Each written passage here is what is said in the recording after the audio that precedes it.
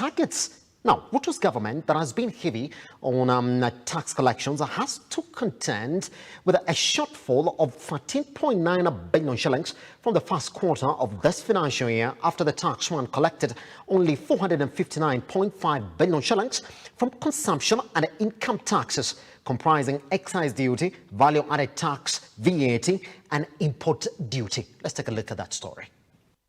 Hard start, they said, when taking over office. This is a hard mess.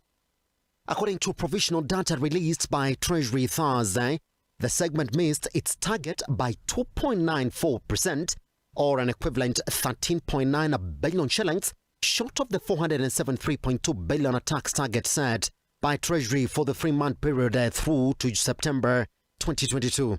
Under Uhuru Kenyatta's regime, the taxman netted an extra 140 billion, which means it is pressure valves on if indeed overall tax targets will be met for the current financial year running to June 2023.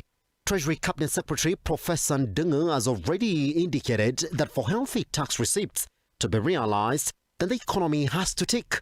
His sentiments were confirmed as companies largely reported depressed sales in the run-up to the hotly contested presidential vote in August, and thereafter rising living costs, which have eroded purchasing power amid stagnant salaries. As companies continue to adjust to the high cost of doing business occasioned by the runaway inflation, collections from pay-as-you-earn or payee collections were 5% below the 118.6 billion shillings target, while deductions from profits made by companies, cooperatives and trusts were 2.8% short of the expected 116.1 billion shillings.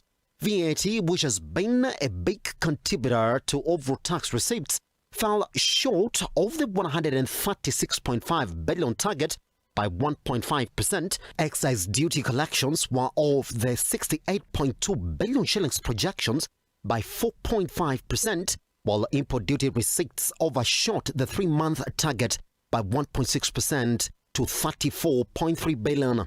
It was not all bad news though for the taxman, as the data indicates an improvement under ordinary revenue, which is made up of taxes, levies, rental tax, fines and forfeits, beating the target by 0.5% to 498.3 billion.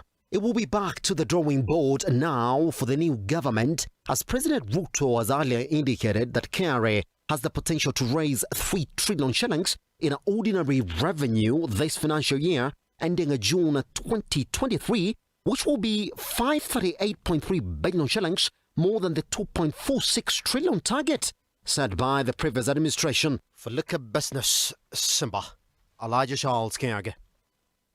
Now, Treasury Cabinet Secretary Professor